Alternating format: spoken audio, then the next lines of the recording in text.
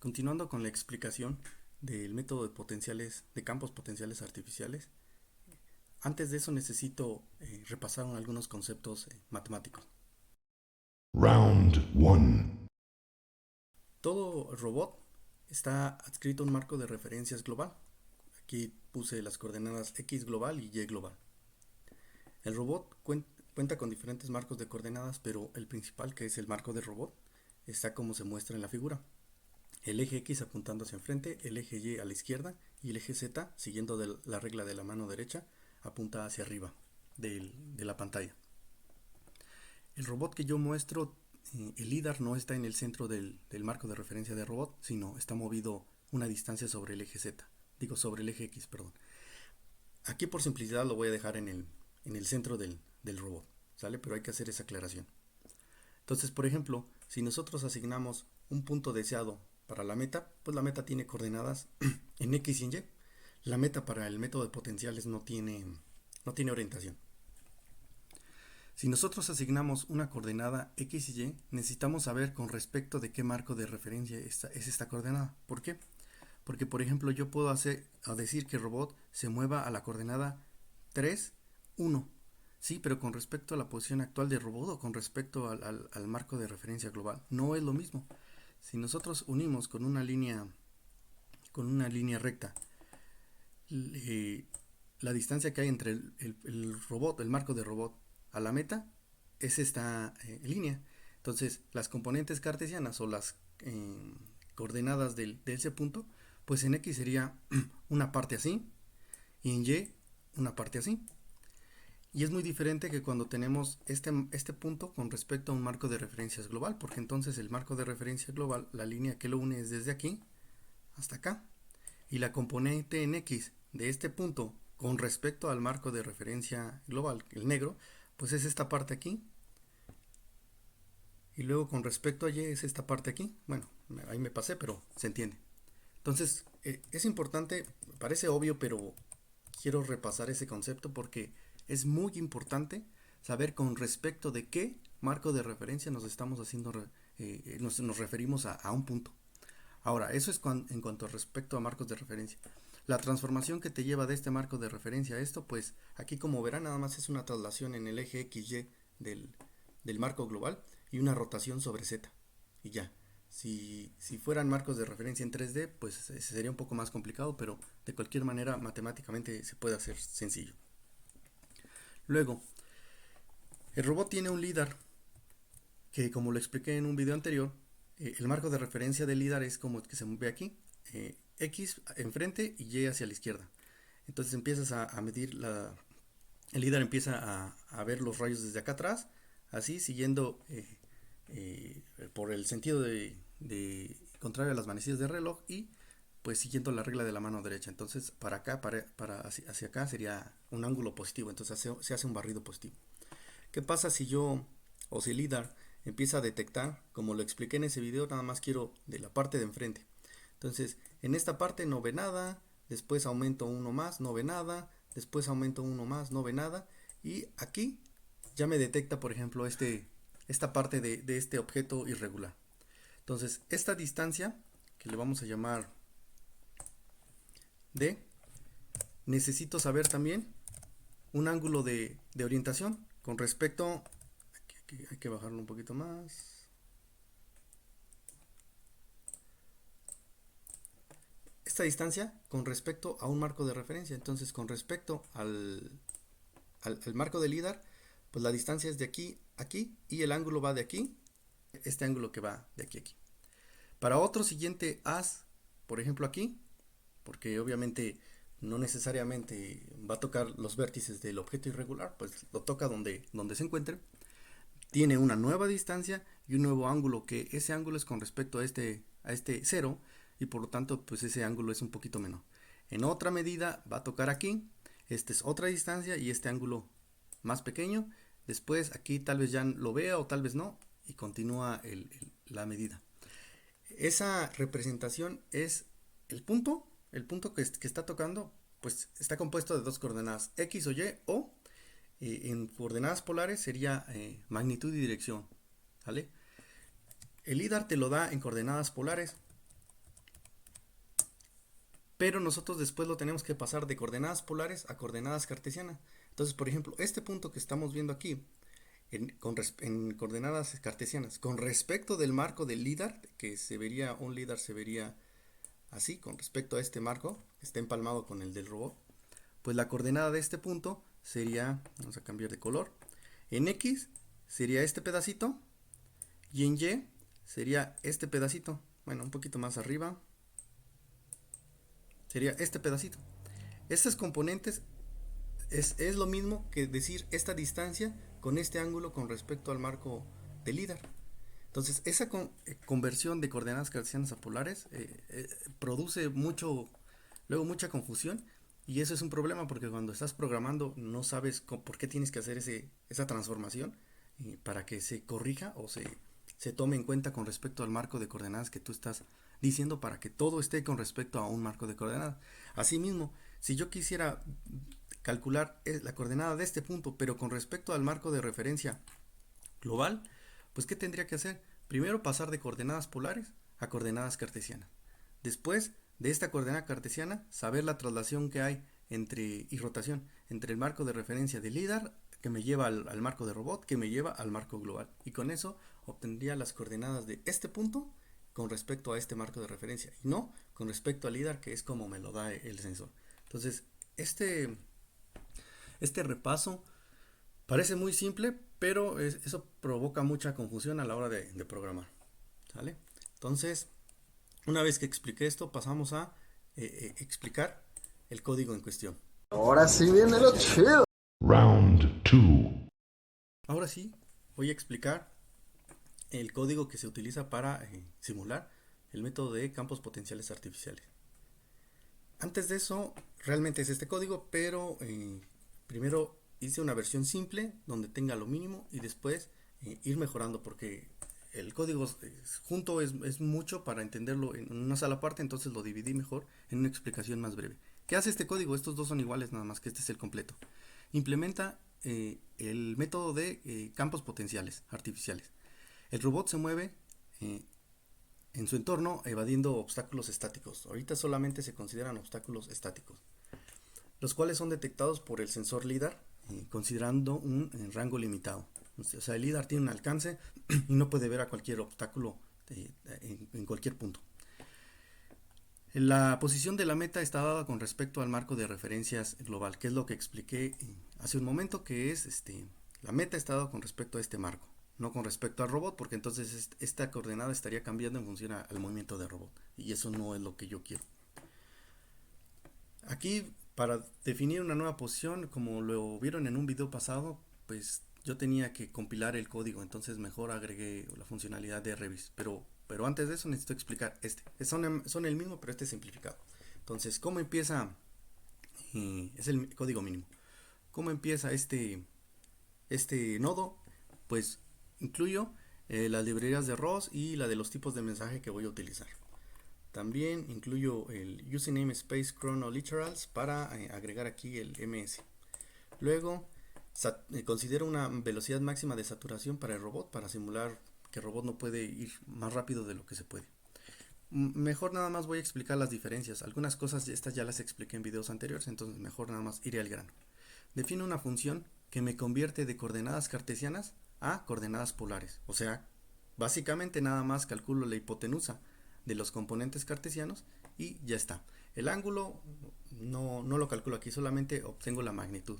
Que si hablamos de una distancia, pues la magnitud es una distancia euclidiana, pero si fueran fuerzas, pues la magnitud es otra fuerza. ¿Vale? Luego inicializo mi clase. Antes de eso, de definir la clase, tenemos pues la función main, y lo mínimo que hace es nada más poner a correr al nodo. Así que regresando aquí, en el método constructor de la clase nodo definimos un nombre que lo puse desde antes con una variable llamada nodeName, y aquí esto ya lo expliqué en un video pasado. Voy a publicar en el tópico CMDB con un tipo de mensaje. Voy a configurar un timer para que se dispare cada 50 milisegundos y se active una función que se llama Artificial Potential Field Method, que viene siendo el cálculo de todo lo que necesitamos para resolver el problema de navegación.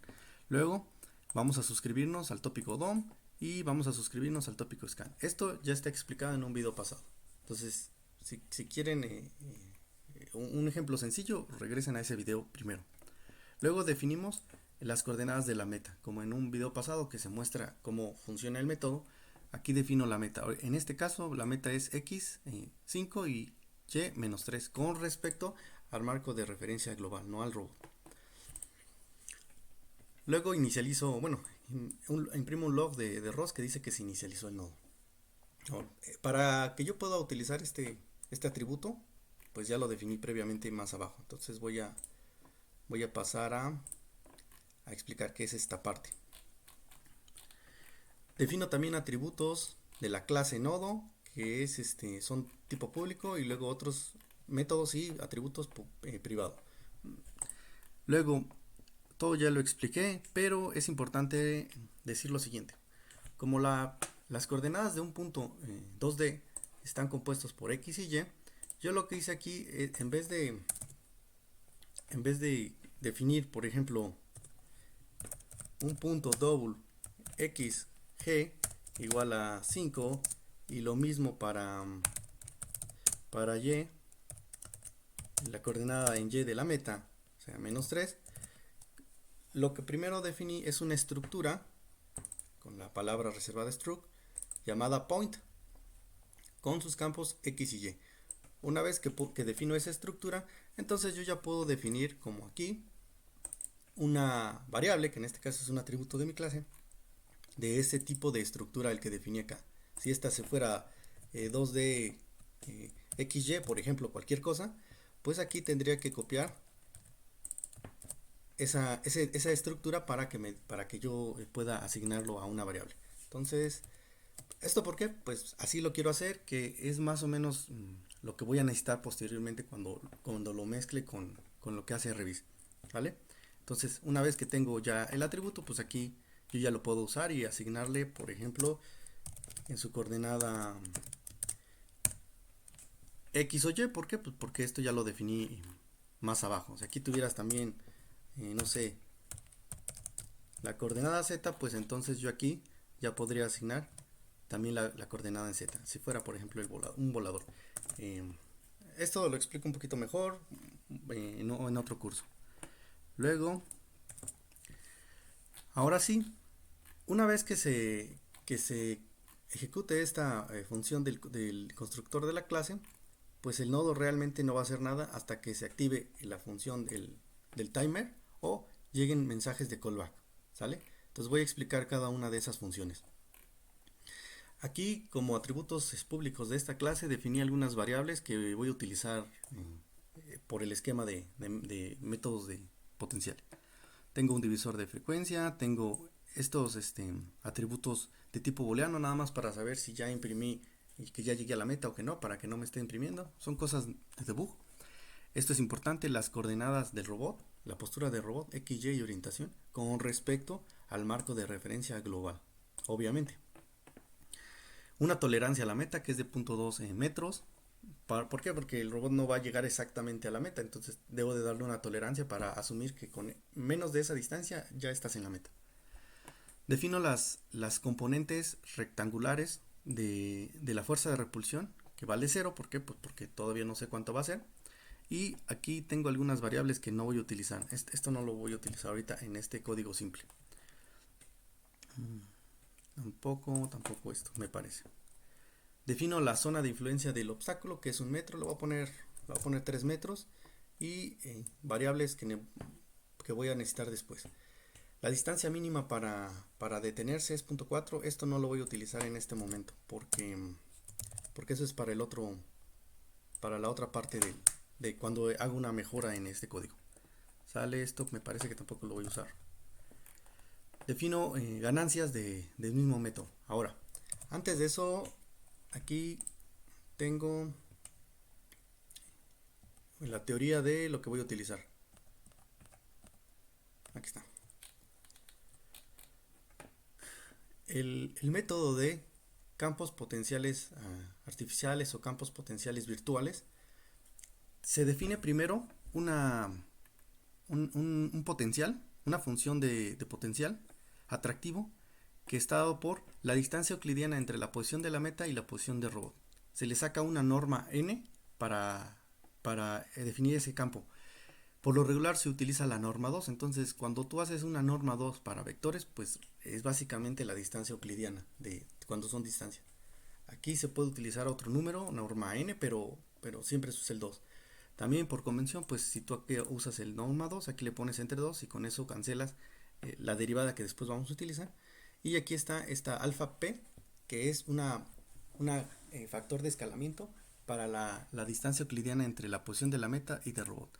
Como este método nada más considera obstáculos estáticos, pues no me importa la velocidad de la meta ni la velocidad del robot, sino también lo consideraría aquí con una ganancia ponderada diferente o igual que la de la posición. Luego, una vez que se saca una derivada parcial de ese campo, pues se tiene, en conclusión, no voy a entrar en detalles, pero básicamente lo que necesito es una fuerza de atracción de la meta, que está dada por la distancia euclidiana esta fuerza está dada en componentes rectangulares, entonces la componente en X se da por esto y la componente en Y se da por esto. Esto para este caso es 0 porque nada más estoy considerando la posición. Entonces si hago una resta de esta posición de la meta y de mi robot para X, para Y y lo multiplico por una ganancia que aquí estoy considerando, pues entonces ya tengo la fuerza de atracción. Voy a explicar esa parte a continuación. Ahorita el dibujo quedó así con un objeto. Hagan de cuenta que esto no está. Entonces tú estás en un entorno libre de colisiones y defines una meta que está dada, por ejemplo, vamos a poner que fuera, no sé, 5 y no sé, 4 con respecto a este marco de referencia. El robot tiene otra coordenada, seguramente 1.5 por ejemplo, y yo necesito calcular lo siguiente. Primero, como línea, calculo la distancia que hay del robot a la meta. Esa distancia es esta componente D entre el robot y la meta y una orientación, pero esa no me importa porque lo único que necesito es calcular los componentes rectangulares, que es lo que hago en esta parte de aquí, ¿sale? Lo voy a seguir explicando más adelante porque ahora que estoy pensando, pues voy a avanzar en el código. Disculpen por pues no es la mejor explicación, pero bueno, no quiero hacer el video tan largo. La verdad, las cosas como son.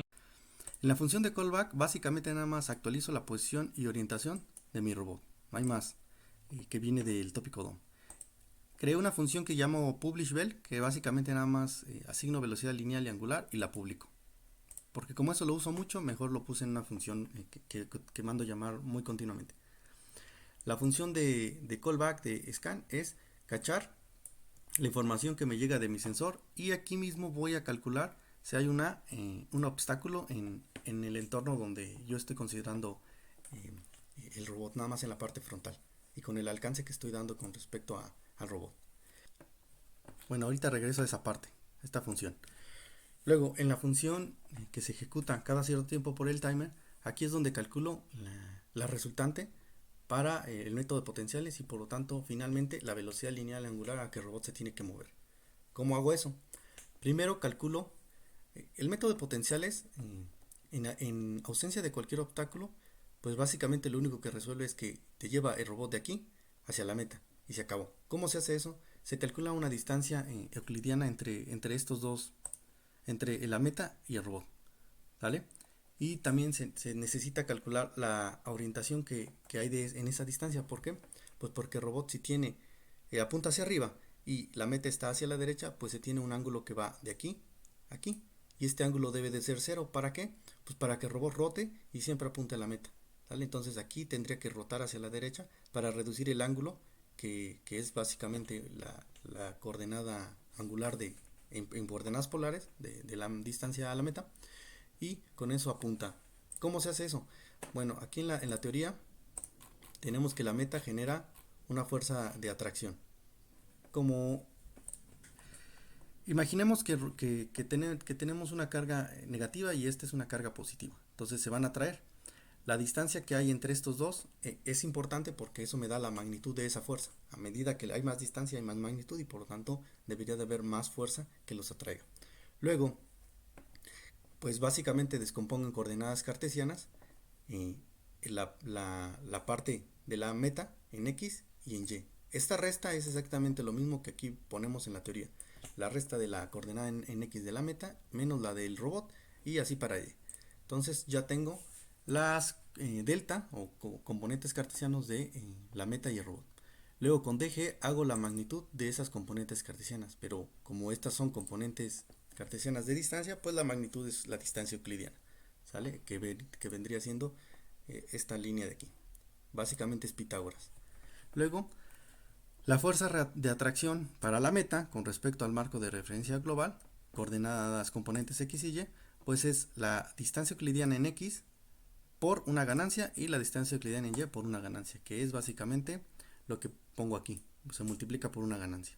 Repito, no estoy considerando la velocidad de la meta y por lo tanto las componentes cartesianas con respecto al marco global de la fuerza de atracción de la meta es esta.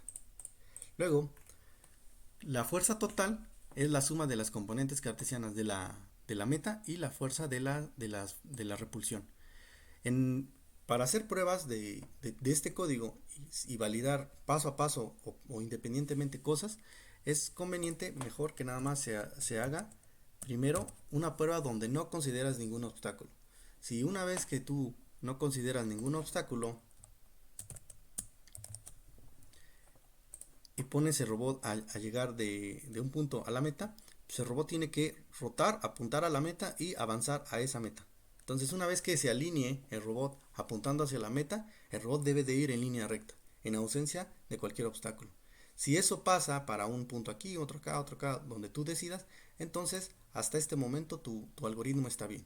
Si el robot se empieza a voltear hacia otro lado, entonces esto está mal y ni siquiera pases a la siguiente parte de calcular la fuerza de repulsión de los obstáculos, porque si no lo hace para el caso más simple, entonces quiere decir que ahí tienes un error. Bueno, es una recomendación que yo doy. Inteligente, ¿no? Luego necesitamos la magnitud total de la fuerza de atracción, que es básicamente pues la función de get magnitude con sus componentes cartesianos. Luego necesito también la resultante de la fuerza total de la atracción, que en este caso solamente es atracción, pero si hubiera la repulsión de los obstáculos, pues yo calculo una fuerza total. ¿Cómo calculo eso? Básicamente, una vez que tengo también la de repulsión, ¿qué tenemos? Hay una fuerza que me jala de robot hacia enfrente. Vamos a poner fuerzas con rojo. Entonces la meta me jala de aquí hacia acá. ¿Sale? Esta es la fuerza de F de atracción. Obviamente tiene componentes X y Y, pero bueno. Luego, para este punto de aquí de un obstáculo particular en este haz, tenemos otra fuerza que va de la línea que une este punto, de este punto a este punto, pero en sentido contrario. Entonces más o menos va así, o sea, con la misma dirección. Y luego aquí hay una fuerza pequeñita que va a ser de F rep, pero la componente enésima, ¿sale? Y luego, para este nuevo haz, que es hasta acá, tengo una nueva fuerza que va a ser hacia atrás. Y es otra F rep más. Luego para este haz de aquí, este haz de aquí, este haz de aquí, para todos esos tenemos muchas fuerzas pequeñas que se están restando, que me están empujando a mi robot. Todas esas se calculan en la función de callback, ahorita le explicaré. Y así es como las considero todas, ¿vale? Vamos a suponer que todas estas se suman en una sola resultante de repulsión, que sea esta, por ejemplo, ¿vale? Entonces, ahora, si hacemos una suma vectorial de estos dos, de la fuerza de atracción y la resultante de la de repulsión, ¿qué tenemos? Tenemos algo más o menos así.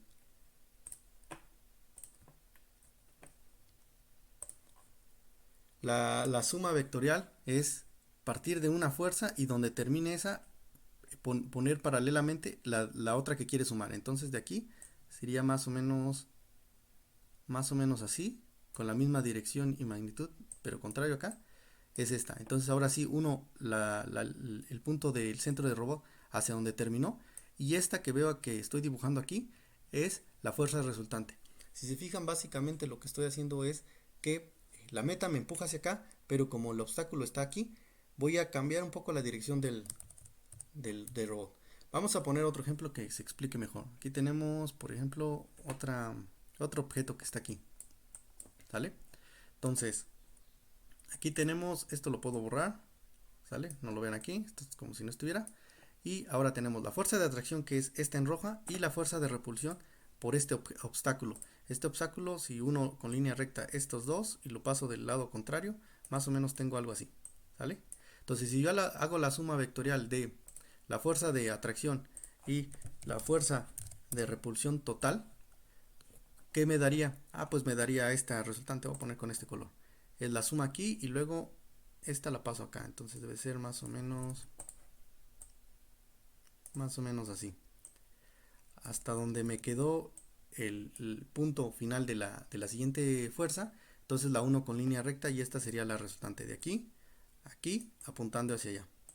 Esta que ven aquí es la fuerza resultante total, ¿sale? Tiene componentes en X y en Y, y eso ya lo hemos dicho 1000 veces en este video, pero con esto noten que si la fuerza en verde implica apuntar hacia acá, entonces el robot tiene que rotar para alinearse con esta fuerza en verde en este instante, porque obviamente el robot se mueve y entonces tenemos otra situación, y cada vez que se ejecuta este controlador, pues se calcula una nueva magnitud y dirección.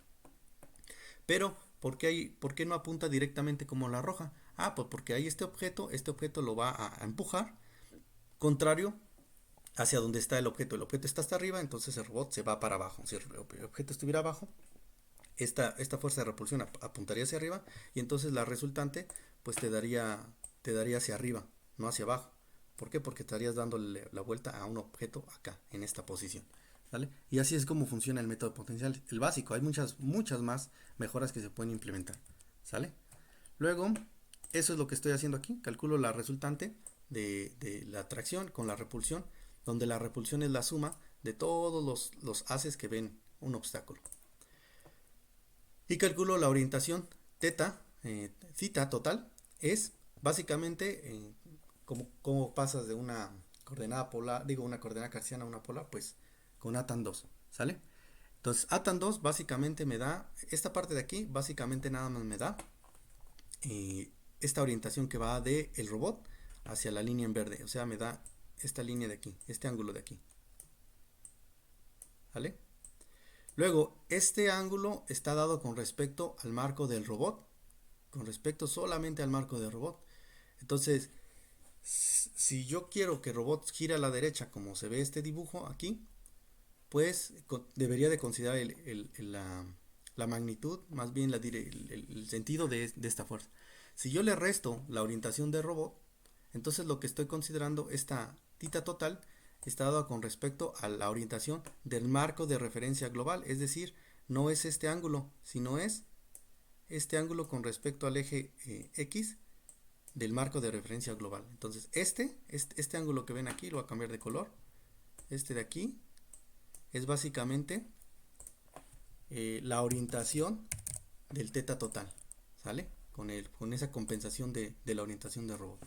¿Por qué? Pues que con eso yo quiero saber la orientación con respecto al marco global, ¿sale? No con respecto al marco del robot, que el cual ese marco es dinámico, se está moviendo el robot. Finalmente, para cuando tú haces ese atan 2 y luego le resto un ángulo, no sé del valor del ángulo, entonces puede que me salga del menos pi a pi. Entonces, con esto lo voy a normalizar nuevamente este ángulo resultante. ¿Por qué? Porque mi ángulo no puede ser menor que menos pi y mayor que pi. Entonces, la forma muy fácil es que nada más vuelva a calcular las componentes cartesianas, las funciones trigonométricas seno y coseno de ese nuevo ángulo. Ya, con eso vuelvo a poner este ángulo sin pérdida de generalidad, pero en un dominio de menos pi a pi, ¿vale? Con este truquito, en una sola línea. Finalmente, ahora sí, ¿cuál va a ser la velocidad lineal y angular de mi robot? ¿Para qué? Pues para que se cumpla el objetivo. apuntar a la meta y evadir el obstáculo, o sea, esta línea en verde. Pero en velocidades, el robot no entiende de fuerzas, el robot nada más dice, a ver, dime a qué velocidad me muevo hacia adelante y a qué velocidad roto y se acabó. O sea, entonces yo necesito convertir esta información de fuerzas y orientaciones a velocidades. Entonces propongo lo siguiente: la velocidad con la que el robot se va a mover en línea recta es proporcional KB, o sea, una ganancia de proporcional, que eso se debe de sintonizar porque no necesariamente les va a funcionar punto 4 siempre, por la magnitud total de la fuerza, es decir, por la distancia que haya de este vector en línea verde. O nuevamente, entonces, si el robot está muy lejos de la meta y de los obstáculos y todo eso, esta distancia es más grande. Por lo tanto, a medida que el robot inicia su movimiento, pues inicia con una velocidad muy alta y a medida que se acerca va decrementando esa velocidad porque la magnitud decrementa. O alternativamente, es similar, no es exactamente igual, obviamente, ustedes pueden jugar con eso. Pueden proponer que la velocidad sea proporcional a la distancia, que básicamente es un poco proporcional a la fuerza de atracción, porque va directamente relacionado. Pero bueno, eso ustedes lo pueden hacer. Y también la velocidad angular es proporcional, una ganancia de proporcionalidad, por la orientación de donde está la fuerza resultante, ¿sale? Pero ya compensada. Entonces básicamente aquí no importa tanto, sino solamente tienes que rotar a la izquierda o a la derecha y se acabó. Pero sí es proporcional porque para que a medida que el robot rota y apunta hacia la meta, la velocidad angular decremente, porque si no entonces el robot va a estar tratando de rotar izquierda, derecha, y eso no es lo que yo quiero, sino que sea suave, como si fuera un controlador proporcional, que es a medida que el error se decrementa, pues también la velocidad baja, lo cual está bien. Saturo las velocidades porque puede que esto me dé, por estas ganancias, se me dispare a 20 metros por segundo y pues no, eso no. Saturo si no se incumplen las velocidades máximas. Y finalmente comparo si la distancia euclidiana entre el robot y la meta es menor a una tolerancia. Si sí, entonces digo que el robot ya llegó. Y con eso, nada más mi bandera de que ya imprimí que el robot ya llegó, se hace true para que no me mande muchas veces este mensaje. Y freno al robot y obviamente mando ceros y publico esa velocidad, el robot se detiene y aquí termino el nodo. ¿Por qué? Porque quiero mostrar que solamente es el caso para un punto en particular, es decir, el punto que se define aquí. Una vez que se ejecuta eso, el nodo se termina y yo no tengo que darle control C. Él solito sabe que ya llegó, se para y se destruye este nodo. ¿Por qué? Pues nada más por simplicidad. En el siguiente ejemplo no voy a poner esa forma y el nodo va a seguir corriendo esperando nueva instrucción, ¿vale?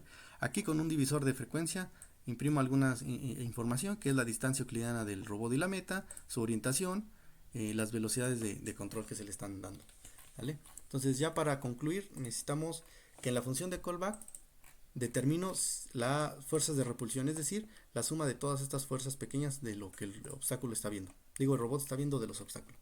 Entonces básicamente, como en un video pasado lo expliqué, pues tenemos que analizar solamente la parte frontal del robot. Paso de coordenadas polares a coordenadas cartesianas con este cambio de coordenada, que básicamente es distancia por el coseno del ángulo, donde el ángulo pues ya lo calculé aquí, como lo expliqué en ese video. Y con eso esta X y Y minúscula son las componentes cartesianas del obstáculo en cuestión, pero con respecto, esta en X y esta en Y esta en X, pero con respecto de el marco de líder. Luego hago este cambio de coordenadas que se ve aquí en esta transformación para pasar de un punto en coordenadas locales a un punto en coordenadas globales con esta transformación. Este es un ejemplo para drones, pero básicamente es lo mismo para cuando estás en un robot planar. Entonces nada más hago este cambio de coordenada y por lo tanto estas X mayúscula y Y mayúscula son las componentes con respecto al marco global de este punto, sabiendo las coordenadas del robot, obviamente. Finalmente calculo su magnitud y por una ganancia de proporcionalidad que pongo aquí, pondero esa fuerza de repulsión. ¿Por qué menos? Porque la voy sumando, el potencial es negativo, contrario al potencial de atracción de la meta, que es positivo, por eso es este menos, y lo voy acumulando. ¿Por qué? Porque voy analizando cada as de líder, ¿sale? Por eso, y la suma total es la suma de una única fuerza de repulsión.